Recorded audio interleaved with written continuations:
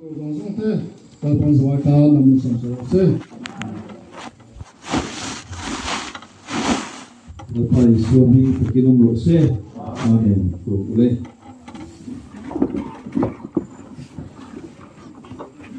Giờ nên hụt phải tất mấy, cái này thì hiện lộ ông đấy, cái gì hiện thì nó cũng là cái tổ thanh mình hàng xuôi đây, nó sống nó rồi quý ta cái này rồi lại tên cái hụt hụt để chuang hai điều kia là cái hụt pura em tin tin em một các ngày của thì khám bị đắng speaker của thì ông chút cái ruột rộ mày đó nên đi tới cái gì cái mà hàng speaker các cái hàng sợi đấy rồi tu tới gì ngã hàng ngân từ về cái box xí này ta rồi số cái bộ tu tới hay thì tổ lạc lo hay thì tăng lo lo số một lên tia thì chuan hay con sự lên local te nhìn bom na thuộc lên mày có te obi te cái committee cho tiền chuan một te tuổi in một cái hàng mang cái này ai số là mà gì nó ngay lệ tất ta nó là như te mình trở về thầy lo vợ tu cả lại nó lo thêm về lại thầy cho vợ sẽ ta là gì thầy nó cũng chuan cũng sang hiền là sẽ về thì nó đi tới cái ngày của với là mà bộ phận nhau program cái này thế sang mà đi làm chú mình thi cái này lóc mày mình thì lộ tin về các bạn thì nó là mà huấn cái mà chú tiền lắm bằng với chú mình mua sét thế lo ngay thì lắm bằng cái na huấn phân tên riru alua được một nút boka chú tiền chuan in riru in chân sắm ang reng cái bên trúng cái cụ sét cụ thế hàng mang sova jadi wala rosuan local church te hinlo do son na konga te le local khom zong te chunga lom thu ganan soya ti chuan hei zan in hi alom om le in ga hi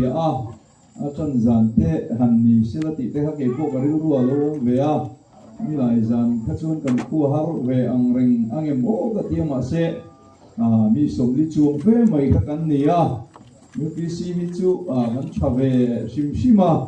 mi kan ro pui ve hi ka tia kan ngei tu thina ni lai zan atanga lo ti chaka zan in theng te kha zan in a local thar te ain kan in thapung zo ke mo te ka tia kan local thar ta rin ron por mai ni te hian ka pia ro pui le in ka pia lo om le mai za ina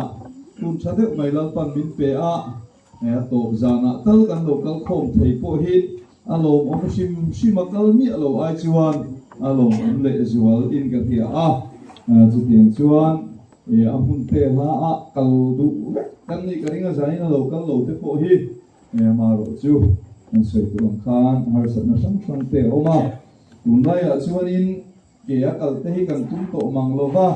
khoilai po hi kal do ni na eng po ni sela pocket money vanga em lem lo contract so ne kan ti khan ko ka ko ke kal tum ten om to lo re kan ti ko uma ti lo chu mun do ma changin dil ta ke na lo kal me voi kha chu mun nuam kong ka pui pia in kong khar pui tur kha mi nga hi tum top ma ro ti ngai nam lo ko hon tha ton ka dia lo la top mai ro ti ni pon la top mai di kan pur tara ka khen tha puma bia in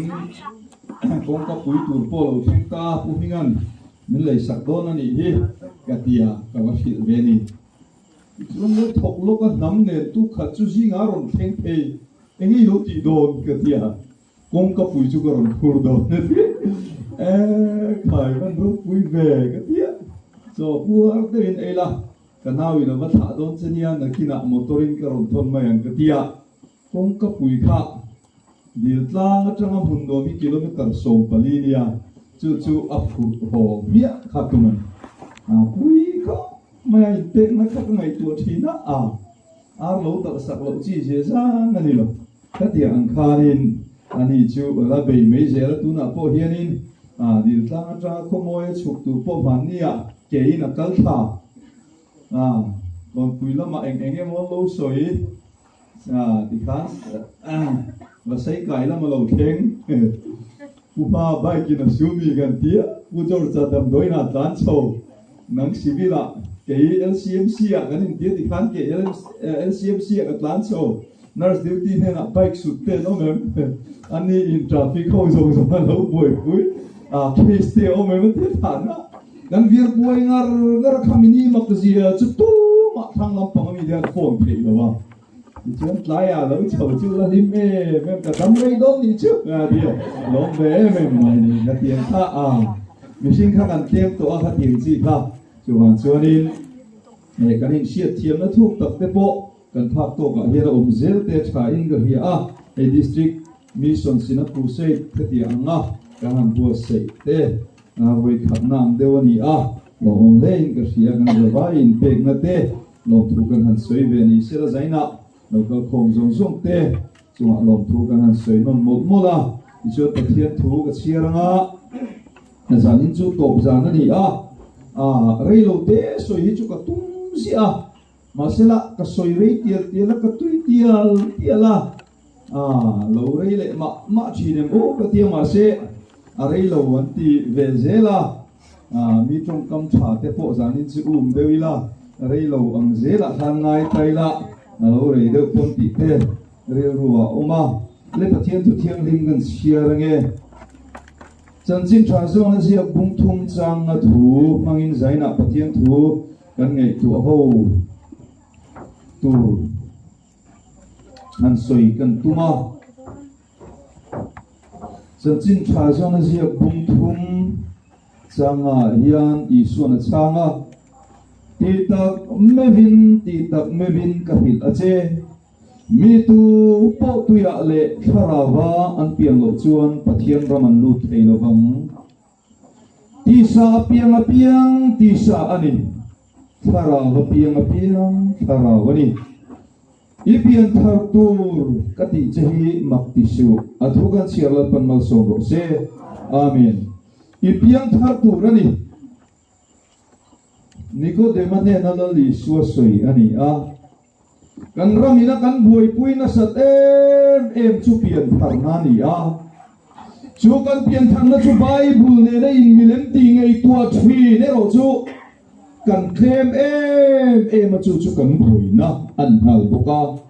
chu van chuan Mizoram a yan camping kan na ya te engemo kanan ti apiang thar an tam mawang hiang aram mi pui zat ain piang thar zat an tam zo kan tiani chu kan population ain piang thar an tama kan thang tang pi turania ma se ni chuang lo zel hi akhat de thuka chu di chuan edik en kol na edik center kan ti ho khat thupa ti chuan kholaya sual na in ro rela zanlaya phaichon ei zol khopui te chu soinga ni lova chu kan khopui berani Christian ganin tia Christian Rama ganin tia aramang chuan Christian tamna berpol kan nia kan ain na galen an sang kheta mase kan in zat ti tia chuli chuan a percentage ani rimota aram da panga hi chuan Mizoram ai Christian in ti chu kan tam de ber mai thea mase India ram state zinga ei room na satna mun takram ania trong trai turin dar kan vua se tin biak in sang kan trong trai gar khata voi li voi nga kan in khoma chu di chuan salvation camping kan bo se crusade kan bo se thil chi rang kan tia chung song kan pian thar na chuan ran kha chu ngai lo hi engia chan kan ti chuan Bible mila kan pian thar thin lo wang ani hallelujah Bible mila pian thar tu kan in bo se hi apoimo pera aba pian thar na tu demo phua chop manga kan pian thar chin na hi pian thar na Bible na ti ani lova pian thar le luai na ani kan kem lu thi kan chiang thar luai je speaker zong in thu chi rangan soya UPC ta chu mi ko han soi chia tan chi ngam tia kan soi chi ngai lo ri Bible ti dan lo ti dan ni kan soi ringot kain soi thiam po ni chuang lo zena yan tu go ran ma soi chia ti kan tu mani lo wa tu ti dan e mo mol suat kan tum lo wa ma se Bible ti dan kan soi don chuan tu te mo ti dan dik lo hi chu alang sar ma ni zo kana chu wan chuan tu ma in ngai bel oi po ni chuang lo tu te mo sual thu te dik lo thu te ti dan fel lo le fu lo te kha kan soi tu mani chuang lo wa zena yan pian thar na dika pian thar ni la chuan kan sevel nam te kan nga thok tu muslim kan ti hindu kan ti heng kan sevel nam dang om te he kan nun hian an ne anga Christian na dik tak an hia chiana pian thar na dik tak an hia chian chuan to ma hi an hing mai ngai lo vani chu an soi 14 thil nuam lo ve te pakhat chu UPC kan in chen ti vel ang chi hi khoi lam nge ini an tia ti kha an sen sia UPC chan in chen kerala ula chan ti khati ten tia in chen hi sual avani ngor chu lo in chen kha ka fak po ni chu lo ma se thu thung khat pathiani na ape abia ka zu bia thin te ne na om hova mun thiang lim berte ape ka chumi huna in thoya chu tiang taka pathiani na chen chil Israel fa te po chu an in then phoka pathian mi an ni lo na om chuang lo an in then ve ni mai mi sin na lama khan chu wan chuan in then hi ko ran dik lo ti na ni lo wa in then lo hi ko ran dik ti na po ni chuang lo wa ko ran dik le dik lo te na hi Bible atangin ni ti sa ni sa chiang mu ain thenem eng tin nge ti chu ti khati eng tin nge anin nei eng tin nge tholo man tho eng tin nge upa an khan eng tin nge chu tiang khatiang chonan ko hranin en ko ti chu mi singlam dan ve kania chandam na turata na kan thurin ne ro chu Bible mil ani nge turani chu kan chandam na turani vain zaina yan kan soi trang chu vain ni piang tharem tin zo na te hi atame ma pian thar na gan soi ware be ma se ke ma kan luta kan pian thar na tu gan soi hian lali san cross alo ti vector lo male ti ve tur ka lo nei to he nem male karin khana tok mai lo male tia pian thar ve sia hi pian thar na ni lo va chian ve thar na mai ni ti sai na ka soi dun chian thar na ni isu cross a thi ti te chu ke ni ring buai ngai lo ka ti khamo athi chiang ve chai em Bible azia kalo athi chian em awangin crossan ken bete anru anti tia thin po ti tia ve ngai lovin ana kan suna thi sen le tu lo luang chu kalo sumi ya thi ti rin ne em na chu va pian thar pui chi ni lo ring lo mai la thi tho sumi rin chu san dam na ni ti zir ti na dik lo ani ti zene kan hiat chi na pui mo ani yang tharan lo chu ka eng tin nge pian thar tia chenin cross thua khan ni ka pian thar ni an tia kim khat lut khan pian thar nain ang lo ve ka ni chenin sim na thu khan ni ka pian thar na chu apathian mangai na khan ni ka pian thar na chu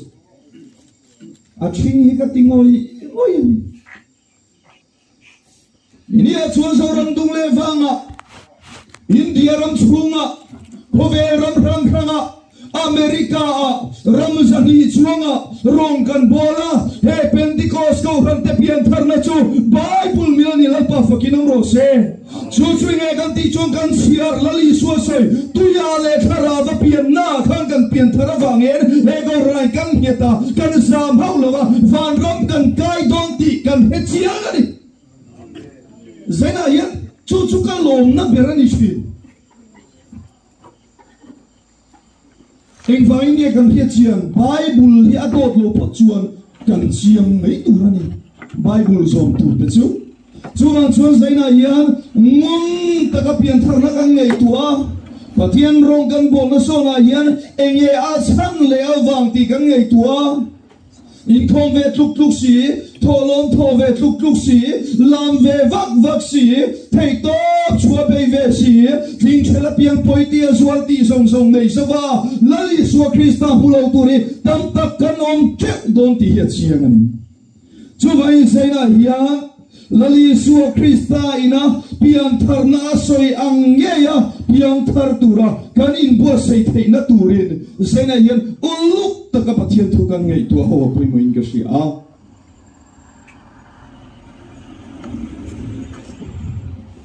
UPC hi ke po kan ni ngai chuang lo wa ta tlei rol chua te chuan in Presbyterian nia tlei rol chua a ti la an tlei rol chua lu tu chi alo deu thoba ang lo pan deu lai ten UPC hi kan khuwa khanin ko thana kan ngai lo re Sunday school an kai ve pon Sunday school tin kai vi buli kan tia makhi kan tie ma andari te hi a kan zir sak hinari dani chi sang kan phua chuti ang chuan an kan hin kan mang chawa an lo tlei rol chua dona long tlaya karon pheya ka pa bula karon oma UPC a he ta tu na pula kima building kan ti an huai khu ta khan kan in khoma bazar local po ha kan la tam lo khopa member za vel bor kan ni mai thei cho đi ngã chuan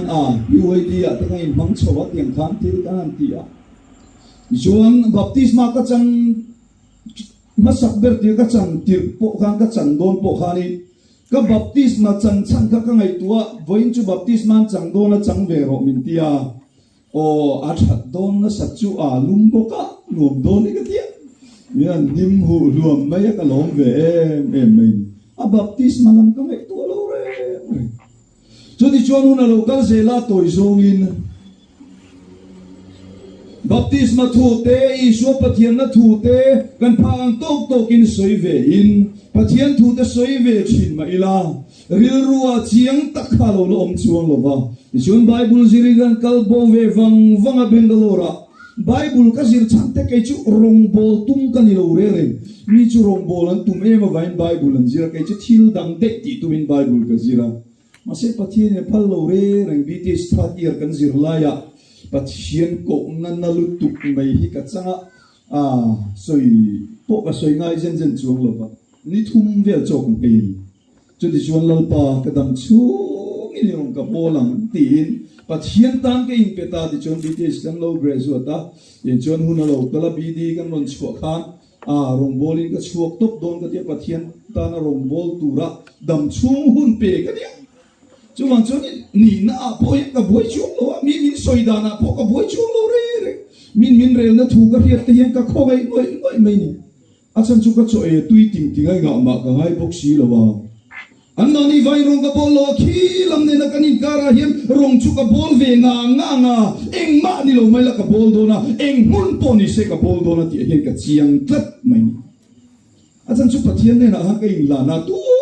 akhat pelwa ama ne na kanin kara khan ka kein lan fel ve ati chuan sarmon ka nei le nei lo lampang ka ngai tu lo rong bol turi ka chuak to pa akhat dilai vel ka testimony ka claim soi ka duwa garin ruwa lo lang sia ati rei pha do na ni zain chu dar som ve la una tu ga ti lo tu ra ngai na hei dar ri chau ni lam ma chan chu ni lai jang atang lo kal lo zong ho in ai shiat lo zong kha zaina vai soi le ve nga ya chan chu in ngai kha lo han poi do na chu ma chon re lo the lo wa siata kal tur ti hi Bible ka sir lai den ka ril ruwa oma ti chuan pumanga na bia lai ani ani o tlanga abiala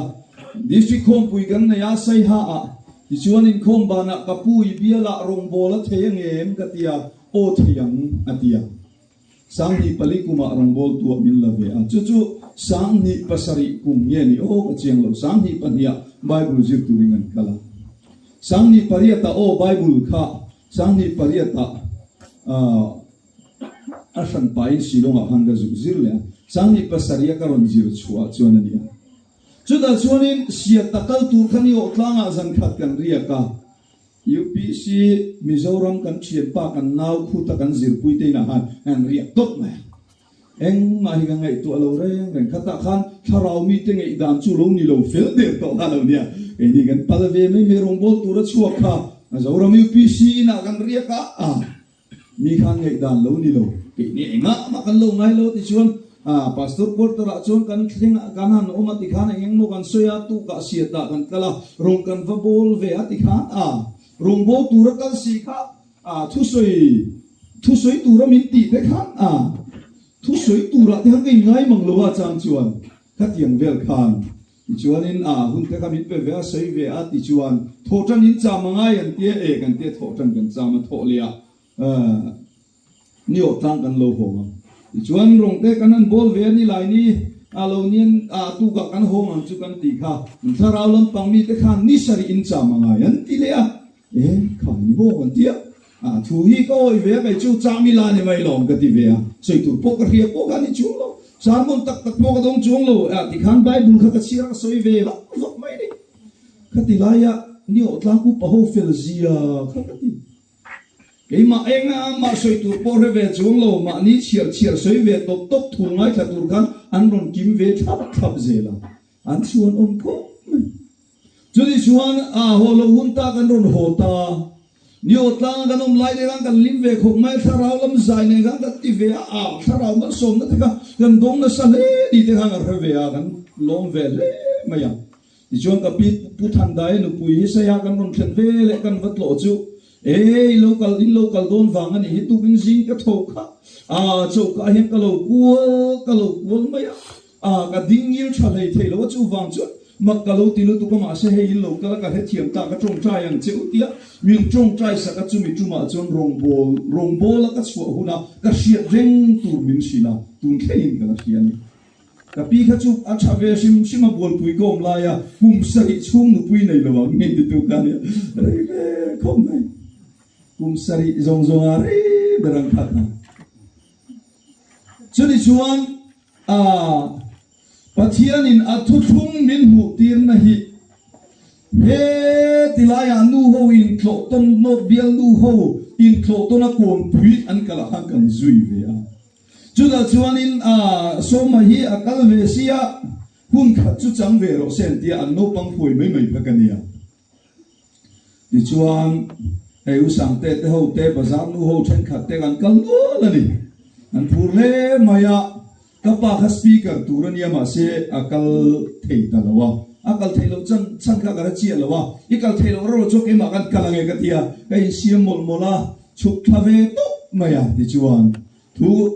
chom ni chom nu a hian zai khom la hian thu soi ve ro se ni hian tia o le ka tia ka soi ve a phur ve le ma thu pon thu te ka chia soi ve na sa ni chu di chuan san chu ka hun ani ta chu da chuan thu ka soi ta ka tui le maya chu da ka sarmon chu zanin khenga hian ka ril ruwa la om veka ka bible chiar po ka la veka kha sarmon kha ngai kha thei ni se ka la ngai kha chak reng ani asan chu khami zan kha atang khan pathian in sarmon min pe ni in ga ti nakina avan ram kan thaibu na ngai tha thei chuan ngai tha kha kan kala di lang ka ti ka ril ruin a thei ngem chu ka phelowan Jadi chuan zan kan muta pian thar na kha ka soi tum na ni zena ye ka testimony mangin pian thar na kha thuthunga lu na kha han soi lan ve kan du jadi chuan thu ka soi zawa kan lim le atu ka te po khan min chela vok te khan talania ve na chuta kan vok sa e chu tro pi roli po kha theng kha vu tha khok me kan sang ten kan chet na chu si hal rual si hal nu fa chet nam ta ni ti ru hi tha phum mai chumi zan ka thu soi zo sai khom zo kan mu chu ka soi thin na lo do tlem han bel ve dewa enge motia in la na ang dewa zelangin ka lo ma ti han soi vel te ka chak ve re khom mai ma se do than bel ngot ka chu fu si lo wa ti o yom tu vohot tua tiang renga do than per ka chu fulowa masela kamu hil le kamu thil le muthil lo lampang ka chu ka chiam chuang lowa karil ruwa hian he ta kan sir laya pathian in hun sang ruwa ta đam na siam dan te khắc các ngày tua ta à chúng ta chuan hun khăn na chu innocent period kan tia poi khoi lo lai hun ani à chúng ta chuan ai den huana pathian in evile adam chu ada ti chuan ai su ti ai nei chuan in nei ni la lai nin thianga tia pian tharna ti thu thung lu ya pakhat ma lova ti chuan dam ti lo chuan thu pek vekan ti sual lau chu thina zom lo lau chu thina zom chat khadam na zelania adam apo wallahi taka thei ai chuan ai ni la lai ni thiang ti kha pathian thu pek ania vina lova ape ai ta chu di chuan ai ni la no chua ani tok mai ni eng ma thu da ngom lo pathian thu ya khau fang maya asper posiam lo substitute pom lo eng ma da ngom lo chu wang chuan atlang na rak mai ni chung ka ngai tua na chu akal se lai ti tiang ti khan pathian thu ka soi pa ni chu ka testimony soi pa in ti chu di chuan na hun ni na kan ti gon science kan ti kha chiale pathian na hun a kha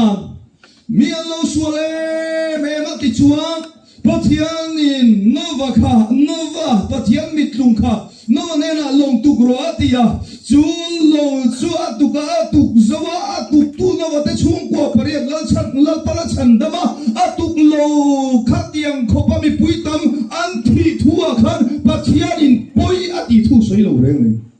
mi singa lo siama ain chira ti lum veka tuma ma se nova te chung ko zua long atuk tira chu long mang chuan lal pan nova te chung ko a chan dama chu a chan dam na chu tu thung tharuna hian engne nge ain kut ti kha nakina kan la soenga no gan long tuk lo ta se chan damina nom don chung lo va ma se longa tu kha chan dam na nia chu di chuan hun ni na chu no wa huna chuan tuile ta hem na chuan to ta a hun thum na mi sing te ma ni in sarkar na human government an tia kha babel insan sa hemina no ma an tung lo asana an lo dar zota pathian an lo phasan zota milen pathian an lo biaksana chu di chuan ur khuami me pathian te bethin singa tang khan pathian in abraham a ko choga chu abraham ne na chuan thua thung tharta a thu thun ne a chuan abraham ai ni tolwa abraham ai ni tong ten sertan thu thunga pe a chu sertan cho ai chunga mi song tan dam na ni a sertan lo song chu ti rum tur ati mi mai ni pui takani pathian thu thung chu a som te tana chuan thalu tu ka ma se som lo te tana chu thi na ani zela thongai na hun na la ni lo wangin chu promise an tia thu tiam hun ani a ti chuan mo sia lo lama sinei thanga lalpam da na pe a chu da na pe ka chang chia chuan dan hun kha lo ni ta chu dan huna chuan kan bible thu thung lui tam zok kha genesis a hun nga na theng kha chuan aral titia exodus a hun nga na aron chuang chuaka chu mo sia huna chuan thu som pe som te khadam na som lo chu thina nia lali su krista po khamo sia thu pe ka kha a som ye som lo dan som kha som ye som lo ti hi fian du thina ama an lin theina turen se mani theina tur khan an fia fo thina chu wang chuan mo sian ui re den lum tur ti po kha a ui re lai nge an man kha lali su ne nan ru suai ni chu an ma ni lama chuan dikhian in ti chai khok maya ma se lali suan ne nan ron khin kha chuan an dik lo na ni fi chua kan lalpa fa kinum ro se i suan ne khin ro pui zia hi ka ngai to thina lali suan ne na hi chuan mi fel berei ngai le mi dik berei ngai le mi tha berei ngai po hian akin lo nam huwa tlom thina ni chumale luin den lum turati don ye den lum lo turati do luin den lum turati don lo ti an rinda na ni siama se ati si lo chuan den lum turati si lo chuan mo sia da na kala ni don na chu wang chuan ma khaman the ni don bok sia an phure me man lo kal kho ma he ui re lai ta kan man ni he tia ui re fim khur lo om re re tu an zel din ta tan ni chi fu lo wi ni man the tur tok vel lo ui re fu mi lo ni masela li suan ang tinya kawi renu kaloti aten turani mai lo poti chuang lo din reng lo tur poti chuang lo va mase suan na nei lo in deng masaber se tiani chimale tule suan na nei lo an singa khanan lo reng lo va tu ma thiam lo an chantir na che chantir lo lalpa ke point thiam lo ka chantir lo che kal la ti sual le to su dan huna chuan ti sual khathi na nia ma se chu chuan li suan ron thia ta dan dang mang to chuan lo in ma ngai nei na ron thak ta chuni chuan chu la Yesu Krista chu thia phumi no ma thole ta ti chuan hun ruk na tharau thiang lim huna chuan Pentecost ni ring kan lo lu ta chuna chuan he go ran hi din lo ta chu ko han ahun ruk na lali Yesu Krista mi thiang lim telam tura lo kal le male Pentecost ni in karami song te ta na lal pan chan dam na thu thile dam na thu ada chuenge ti keima so na lom ta ni chu chuda chuan chiang takhian o anga me chiang hian keima hian aron luta tu khoi na una mi te ta na chandam na chu tuile tharawa pian na simai Yesu Krista me baptisma chal tharau dum na hi ni ti chiang takhina local chal pa fakinom ro se chuda tham chuan voi khat ma hiap chan ve point kala hum tolin ka helova cho thu thong chu ka soi reng a tui lo taka ka soi ni voi khat ma kala he bok lova pa ni point ngai tha se ka tui shim bung tlang kom laya tuna kan sabul tlang pinial school at thok una pa remale pi chenin khoma chodi chuan keima nen kan pathumin thu kan soi tak mai chu una pe u ti tuai an phuzok mai ni pani chak gan ngai tha dar kar khat vel gan ngai tha ka hong chu ra le lamia ka pi te khan somte zan chu in khom vat tom om ve va au na seven dia kam em chung lo ve di vel lau thon pakhat chi ka ya an thu soi tu au ring sia tang bok sia eng zat nge in khom an tiang a kong khar kan hom piak ti ka lao aba chu lam ka nei lo ka tui chu van rong khenga tui pui tu ralal pan min sil le min sia tirania chu khoi muna po soi je turin lal pan min tia ka soi tlem ka tilu tu ka chu wang chuan soi char ka du dan phei chuan kum kha chungi san tin soi ngai se ka tia ma se kan tin chi asilo ni lai za na training kan tia chal ni za na chang kan tal khom sia ai thla le ma an tui fal lu tu chi po ni lo em ni ti mai tu hin tro ka tui tak lai phei chuan tho lu ka mani in thak na ne na khoi huna po rong bol tura han chua ngal tok mai te ka karil ruwa khan au chin khania tun khomai na hunami tan chandam na tura lalpan thothong tharmin pek chu tuya le tharawa pian hi ani tlat ani chu lalpan min moti rani awange zaina yan zam tur kan ni lova zaina yan in thapung tur kan ni lova tu temo thiam lo chan tir turao pui tur kan ni lova ni in van raman kal ve thainan mangai na chu thu chu pom chu thin turin lalpan min tu ani chu chu vai zaina yan chu tuile tharawa piang ni tura kanin bua zaina tura tana poimo ber chu lali Yesu Krista thu thung tharra chuania lali suan thuro achia Nicodemanena chuan ipiang thar turani ka ti cheimak ti su atia piang thar tiang da hi poi thotan achan chu kan mang komun lu tuka thani ka ang ri boi kha maya ami she thiam mai don ya than chu ma lo chuak ve nia ke ma han so chu po kan big chong lo ipiang thar turani hiti lo sela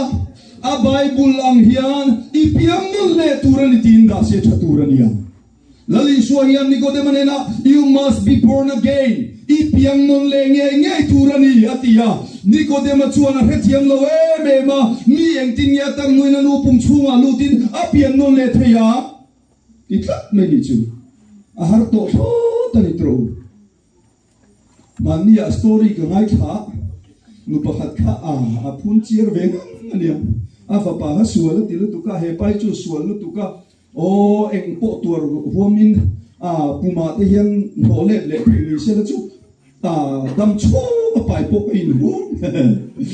sang chua khéo khéo cho thì là đi nhớ đi hát to kha ta đi thiếu đi thầy to lâu đi ni cô để mà zona ka melville mà sẽ hết cắt lâu anh tính nghe cái biển đó na cái lũ bùng chung cái lũ lệ thầy to đó xí là vạ tia lali suani piang non le turani ka ti chei mak pisu so piang non na chunu pum chunga lu lama ni lova mi tu po khobe la lo piang chuak to zong zong amel chia mo mel thai mo anara hallelujah mo lui lo mo lama ni lo ya hang dum na thai em ti lama ni lo mi fingan ya lo piang chua him him to chua a piang non le a tuya le thara va nge ya piang non a ti chuan pathian rama lu tang atian ni chuan pa fakinom rose piang non le tu te tu than tu ni ta se la tro amel than piang non le the yang ti te ni sa pathian zara kan qualified fellow hal na ani ke niu chu mo tribal amel tha hi interview ve mai lam zo te chu kan om khom tha hi lai la nar bong ve he te asam kir de te kan tan amel tha ve de pol hi ati ngai na om vak lo hi kan tam me ei zon nu la tho tur nei lo in tin no wa ti hiu ho le kho pui nu la chen kha thi mel tha ve pa ngai do chei tu na lo tam ta ni mai ma se a general la khen pathian zara mel tha van ram kai tur ni se nam anga kai khen pol tak tur kan mi nam nu la te chum na la ni an chon te se chho thar mai an mal te di thar mai te hi chu jeans ke kor hasai lo piang ni ti tur ko piang ni te che ro kan la te kha kha te an khia chho ge ta ti nu ti te la ka mong kha lo fu le zuya an bara te hi kal lai ve akan sama jo kan ni jo lo kan lim nang kan ti me ni jo ta ke mobile lo ti pa la ai pon ni se biangal te mel thate namanga asab ni te negro ni te avai ni te lam ni mi alovin khovela kan lo pian suar him hima lali suar krista thu kan oya tu ya le thara va kan lo pian yan van ram kai turin kan qualified company chulal pa fakinom ro se rong a thier lova san zong a thier lova ama kan du na hi lalpan angai pui mo ani zena hian kan ai tu thina chandam na pathian in asiam hi tuna kan soma thata kan asataka kan ngai kan buai puya hi anuai enge mosa tela leitu tenita sela boy kha ko ang tiro asum mang zo leitu rita se ho sakangai dan tu zia nuai zaman ni ta se voi khatin chandam na hi ke ni ho chu salai bera kan kang sor zaina po yen cheng sak lo huo kum tu na ti tu me la cha kan thal thu me thi si ho sakava ma van ram te kai tu ra ni mi la ba lali so krista chandam da siam zum mai khan tu ya le thara va pian na chu lali so krista nikodem ne na so ya chu thu ro achia chu hebrazia tu chuan thu ro chia chu achia tu dam lai chu neng mani lo achia tu thi nuwa thu na ya ti ni chumale chuli chuan tu le thara va pian na chu lali so krista thi phumi no ma thole ta chu ta chia mai chuan pentecost dia pon chui no ma chu pian thar na chu a thu ro chia chandam na tu lali so krista soika ti nu ni na lo om ta chu bi som tu te chu lali so thu ro chia nga a thu som tu nia lali so krista nen thek turin unqualified tani chu tiang lova piang non le mi alova tu ya le thara va piang non le mi alova van ram kai tum kan ni chuan poi tak tu edena bo chien na wang khan nang le ke him bi sual kan nia chu wang chuan davida chuan ngai te kholo na dinin kauma kanun sualin mi pa ya atialo kan lo pian chua hian eng ang pona ngo mel tha in felin voi khat ma sual lam ngei tua lo poni ila eng sual ma ti lo poni ila pathian zara shem hun kal turin kan qualified na ani chu sual ti bel to mia lo mai la sual na kholo na din sual la pai kan nia kan pian chua hian chan dam ngai kan ni ti zeng kan hiat chi na pui mo a chu chan dam kan ngai la chu lali sual Christian cross a chuan a thi senin min ron leita mana lein ni nang mani tai ni to lo ten lali sual manin min lo leita chu ti chuan Calvary tlanga chuan chu sual boy tang te chu chan dam na kong min hon saka chu chan dam na kong kan zo tur ko ai na hunami te chan dam kanom na tur chu lali suwa Krista minga suwa simtel suwangay damnan baptisma kan chana karaw kan don chiyay Bible in pian tharna dik asoy chun chuni chu vain zena hiyan chu tiyang lova pian tharve kan tumani chuan siyang thar kan tikha kan ni tinani ngun takin ngay to ila tun ko ay na huna hiyan maalayang insertan hun layemo dan hun layemo Katianga nova hun laie mo anga pathiang ron in lar nga te hem ngal te kaun to don lova mithiang lim lo ra khan a kang le kang lo kha tuile thara va pian na le pian lo na chuan a hing shok don ania at lai ve vai don khop maya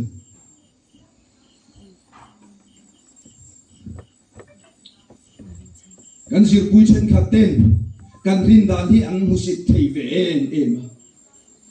UP sirin dan chati khati an ti ni ti dik zia te that zia te se karil ru te chuanin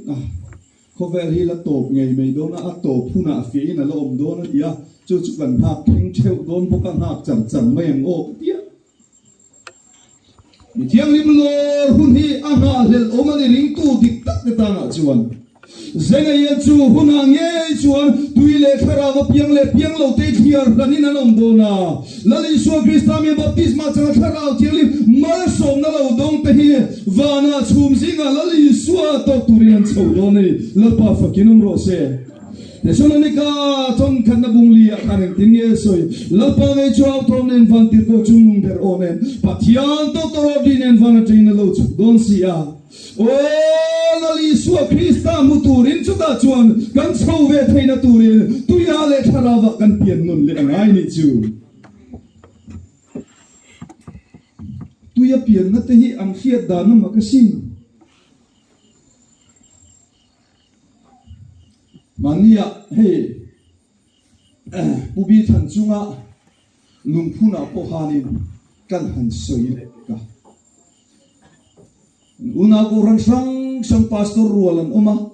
kan ramami poimo kan siam khainem di sile im rualan oma yupi sinu lu khum chunom peu chawani ma semo tu tinge ngai kha di hi ka boina ni tuile thara wa pian na ka soya chuda chuan anu pa pakhatin tui po hi so thawani wiro chang ve tau ni chu ka khom ai Zara horok puyang silfia cukup cakap maya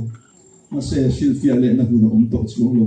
catat pun kesoi cung lo lalpan min mutirania lalpan min siatirania koi muna po kesoi zelang ayah kesoi ve di mai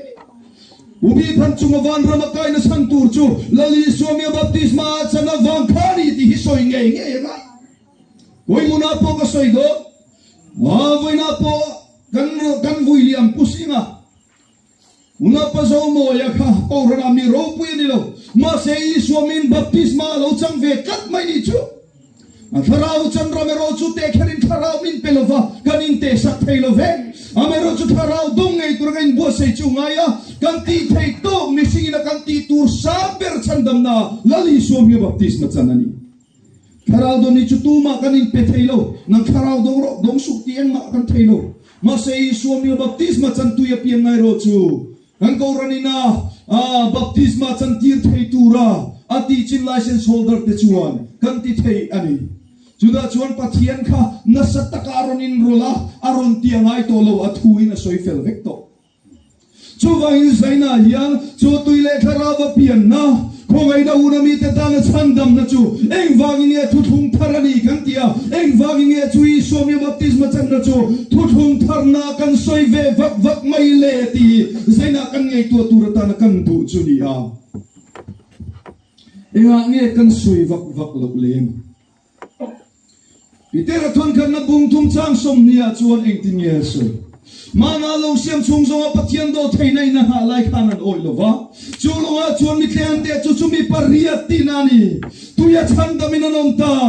chu mi an pui baptisma chuan Yeshua Christa thole la vangin tu na chan dam cheu tian ni la pa fakium ro se no va ne na thile dam thu thung chu long tu kania thile dam thu thung thoi na huna mi te ta na no va long tu kan pui chu Yeshua mi ga baptisma ni di UPC sai ni no Peter sai ni ya chu chu khala dong la Yeshua zirtir la Yeshua Christa vangalet ling zo an khai luma thita Peter sai ni Zegan puachop kan soilo thuthung luya long tu thu khang na chu lali suwa Krista mi baptisma chan hini ti Peter an milo hilta ni chu avan lo om em athamuan thak moi ni UPC ni vesi mut potuilo phun reng mai soi sel reng mai tung vô reng mai ke ai le lo tho tani kan ngai to chiang lo mai mai lo UPC te chu thok ka phitan ui var reng tur kan ni kan jing tho te kong khara da kil hallelujah amen UPC kan ni van ram ka kai do Yeshua mi baptisma chang kan ni hallelujah ti reng tur kan ni ka ngai ta na ni lo deng de anti dan ka tu lo UPC te o ka thu chu ni se na chu ka lok leu chap the ko ma se ka thu hi ni si lo ka thian thu lo ma hi chu ni eng tin ponyan chu ti khati ti se la ka klom zo ku ta he hi ne pastor ni ka pe ngai ni lo na chu mo ngai ve em te e cha mai ngai yo ko me ti ngai te pi um lo de ne ngai ve tho mo ngai thei lo na kha pastor kha nom bi chu lo ngai ve em thei na kha ve ve ma ko me tu ngam ve em ten min han chou ve em te oh han sum chin mai kha cha kom deu ni nu lo motor te hilal pan kan nei mare ma lo ti lo vat lai kho nuwa pastor kum som don ka tho nuwa kan han nei ve chau te kha pathian ren ruwa ta ni ti tu nu ka mai to che bai kha chong an tla na tlang wal tla nin kan tla na ri han ri vet mai kan phure pe mai ma poi ti lo itte an aka Ain duang cek cokat ikhang rong bol tura kan choi chung kwa kan kim thai muang em motor ra chuani min ron tengi model te ron hei deu chot te o lo chuk ang khoi ti mai tur chan ka atam em ma se an por po le kan tlan san ma ni mai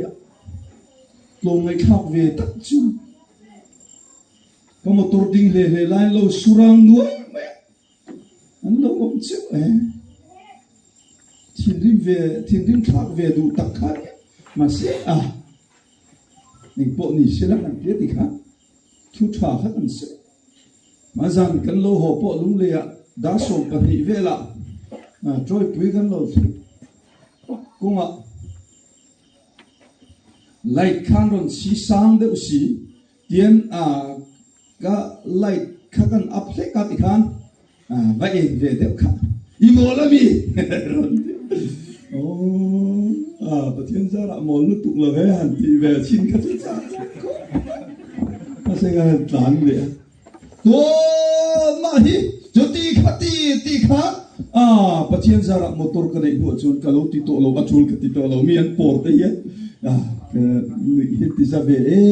em ta la lo mo ta eng vang in UPC ni vang lali so Krista mi baptisma kan chan tir to na kut te tu te mo han chi sok na na man chi ni to lo ti te kha ril ruwa kan da nga ya Yesu Krista mi baptisma chan kan ni to na hi eng mo thil bol lo khoya in bartia tiam reng na na thalawadi ti te kan ngei tu ngai chu thu thung ram tu lai ka ve em ina ken telani ka thu sei ngai kha pe om lo mat mai tu lai chu asan chu zu le huam ti te hi lalpan van ram an lu ve aren ti ka ring lo chata chu wang chu wow ten ka suya min ngai fe pon tam khop mai ka rong bol na mun chen khata phei chu ka por zual chin lai phei ka chuan tharau dong in ti tharau mi zu le huam ti an tharau don ka pom lo kan ti ve to pa angai chu ngai om ve at kan mà sẽ giúp lên huam thì mi lâu tan chuan anh ấy lâu đấy rồi chú ba té chú con por vir về thì phiền mẹ giờ này con pian thằng na đi cả con pian thằng na con chiang à Pentecost pha thế con này à Pentecost ní Jerusalem phum chuộc thế con này à Zion identity thì cả chỉnh lại Zion cả chỉnh lại thế con oh Zion pha thì chỗ lâu chuan lom nó ta con này là phải tỉ thế top thì mang lúa sạch thế cái đủ chuyện nó chút tiền khóc chuan Zion cả cái vị trí này chuan chút tiền ang mi cái này nó chuan oh cái chuyện ông tên là hiện thu suy rồi sẽ đi đâu cái rong bol quy tế hiện thu suy rồi sẽ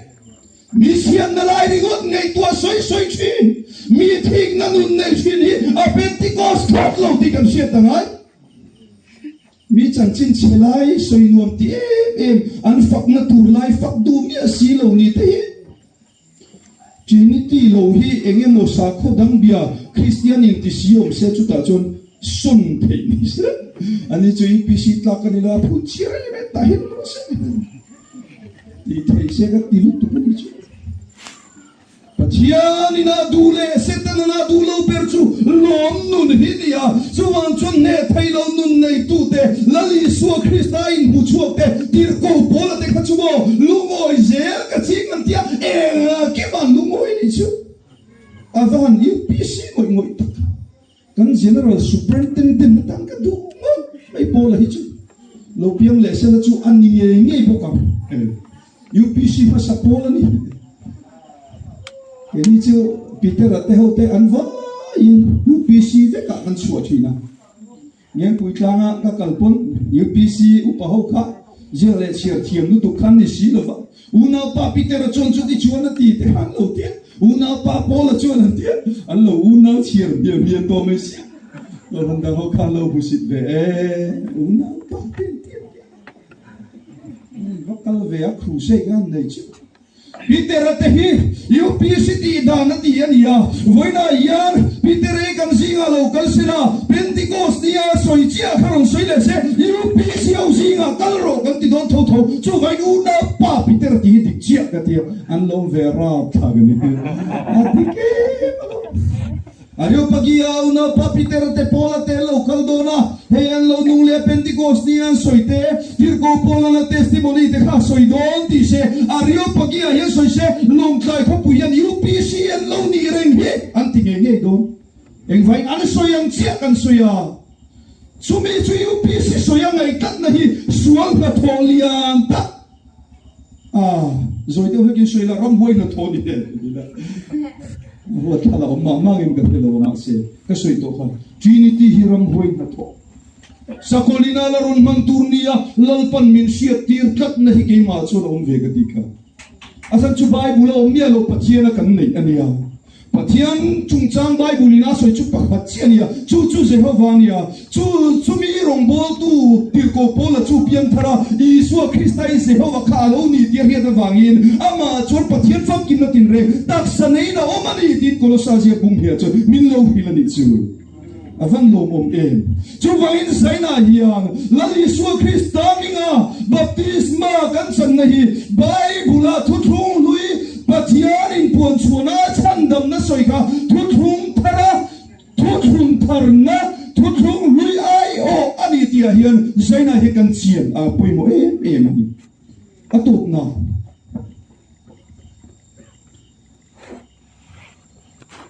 Abraham ne na chuan kan soi tom khan sertan thu thung pe chuni chuan sertan lo an omani chuan in chunga khan a boy te ni mo tu po ni se sertan lo him chu ti hum tu Mosia pon kan soi to kha ngai poi mo lo deu ni chu a fa te ser alo tan sak lo thi che pani anu pui se porin chan chuak ni kan ti to kha chu ser tan thi na le num na dam le dam lo chung chang hi la chu Abraham ne na pe ka chu kanan raman du lu don kan Gilgala seran tan tha zo su howin chu di chuan kanan raman lu ta ni kha Chutiang khopa poimo patiang thuthum na chu thuthum thara chuan ser tan ngai to lova ser tan le tan lo chung changa khan alali so Krista sir tir te pokha Pentecost ni nuwa khana in niala pitera po extreme lutuka ser tan ani na kha chuang e me ma chudi chuan se lagin alom ta so pa khu khan simone ina khan ma se Cornelia chung kan pathian ma mo vai lalpan se langa om lai khan fulia fate thiang lo ho kharon tha eiro tal eiro tia ma se pitera chunin ti thiang lima takina a thiang lo le bol lo re le ke ngai lo lalpa ta chon pathian nge tin nge ti nangin na ke in thiang lim ka ti chu nangin thiang lim lo ti su atia chuin lar na manga pathian in a ril ru alo thak sak nuwa chuan Cornelia mi tir ten lo thima ti chuan zuya chu ti chuan Cornelia teina chuan thua soya kharau thiang lim lo thinga baptisma an changa chu sen tel mi an ti te sertan lo ho khan nia chu sertan chuanga kher lo vetin thuan lo tiam dan lo pasta ni chumale Juvangina, Joe Sertan and Night Poimo, Bebachu, Totum Tara Chone ni Tika. You go Pola Chu and Colossasia Bunita Sopata Chuna Saita. Krista Sertana Chuan, Mosia Dana Kuta Sertan and Canitolovin, Tisa Taksali Vekin, Kuta Sertan Nilova Sertan in Nilo Titani Chu, 18 year Kutlo Sertan Kalonita, Baptisma Chuan and Nena Pumil Launia Lapa Fakinum Rose, Hallelujah Lapa Fakinum Rose, oh Kuta Sertan Nilova Sertan Sandam the Tutula Parapek taken Nichumale, Zenakan Vava. Nei telule o mga ina rombola lali so Krista bi thiang lim telam tura local huna ama mo tura chumsi ga chau tur kan ni lali so Krista tu tharna lalpan min lo pe ni chumale avan lomum telule chu kan phuwang le kan felwang kan klinwang lo pathian mga ina ni zaina yan chu pian tharna dika tuile kharawa kan pian na tura tona chuang kan ti thai samber Log tu kan pui sertan ampui Yesua Krista mi baptisma tentu Kau randim chantirna nia Pentecost nia tangina Lali Yesua Krista tutun tarna chu Puan chuina lom ta Chu lali Yesua Krista local made ani Chu vangina lali son vana lom dona soi ka ati mai lo Kovel zong zong akalo til siam zong zong henga chanchin trai shiru Aringa baptisma chanchu chandamina nama Aring laro thiam lo changinan omang ati ya Chulali so Krista thina le phumle le thole na chanchin tha cho tirko pola te chuan an hil thina chu chanchin tha chu korin thon khana bung som le panga chang thung nan chiar chuan lali so Krista pathian le ka tuan se la thia phuma ma thole na kha chanchin tha chu ni e tia galatia je ga chon chu chanchin tha ni lo chanchin tha dang ron hil tu chu ke ma tirko pola ka ni mo van tirko ni mo an che doinam ro se ti ni chumale Tuain voina yan kan chandam na turi athina le phumna le thole na chanchin thani lova irin photchora to me cross ati so ve ti ho thu soi a thdo ni ti bible min shilani UPC soyani lo bible soyani zena yan chu kan hiat chino lali so Kristan en thing tur kan impu se ya tu ya le khara kan pian na hini kan van kai na tur chuni chu me suni lo pa na thu thunga thang chuni lali so Krista ser kan tan na tur chu ti sa tak sa tel to honglovin ku ta ser tan ni to lovin o lal pa iso Krista me baptisma kan chan hi kan pian na kan thu thung thara thu thun na pathian ne kan in som na lo ni lal pa fakinom ro se chu tiang te chuan ani o lali so Krista lo kan huna mel kan hu don ni lali so Krista lo kan le tek to alo kan ni nai to taka hina ma hu turin kan in bua sayang le lali so lo kan le don hallelujah lal pa fakinom ro se alo kan huna tuile khara piang te lal paron suai do na o sene chu ta nge chon kan pian fea chu long phuma nge chon kan in phuma lali so de kan thet nge theina turin athung se lal pman su ro se amen pathian chu chu nge Hallelujah kan lalpa le kan pathian du tak lalpa Yesu hingro kinom ro se General pa na inun chata ngam mai min pe kan valo mem lom thungan phil cheni lalpa ibi te tin lo na tam tak na ifel lo na tam tak kina khur vel hallelujah amen sualna lalpa ekhovela nasat taka suasetanan ta at ko na huna gania wangin lalpa mission na kaninen chuan kinglaw kanin tichina hallelujah amen lalpa nang ma soki kanin turay ti sana hiyan kan lo siya tarakan ma nangiroin ta suwa tuile karawa piyang teta na sandang na tutung tarmin pek zonge tay turaganin buwas say tarte na turin kung ay takin nang initutlong tangmang min sob sa kangse oh hallelujah amen ilaw kale malaw zonga rinong letay mataganang marong bo turay ikaw rante ikaw suwate kanni kamne na nang umla karavinin puang so sa ilang tse nasa so kay tutung po siya kay turimin puila hallelujah amen ikaw rante nang mamiti chakpar sa ilang tse amen hallelujah lalpa eurel na laisig na hallelujah amen indu ponglaw na le o suwaseta na nang chalaw takay madi ang sintay pay baba riluti ang lintang nen dig na le rinong na nenay kan po siya kay naturin ikaw rante nang mamin siyang parang tse hallelujah amen hallelujah hallelujah amen hallelujah lalpa kan fakse Emmanuel hallelujah amen kan nena pathian ami hallelujah amen amen hallelujah nang yom na chulay va na chamchin kan nena nang om na karabin min po tharang che hallelujah amen hallelujah amen hallelujah amen hallelujah amen hallelujah can you find us still can sit in pen on high hallelujah hallelujah so hallelujah amen hallelujah hallelujah amen hallelujah amen hallelujah hallelujah hallelujah amen hallelujah hallelujah amen hallelujah hallelujah amen hallelujah amen hallelujah hallelujah amen hallelujah sena here amen hallelujah hallelujah swallow contact to he alokal huna amen king turing ganin bosem le hallelujah amen gazwa inzo thardia hallelujah amen hallelujah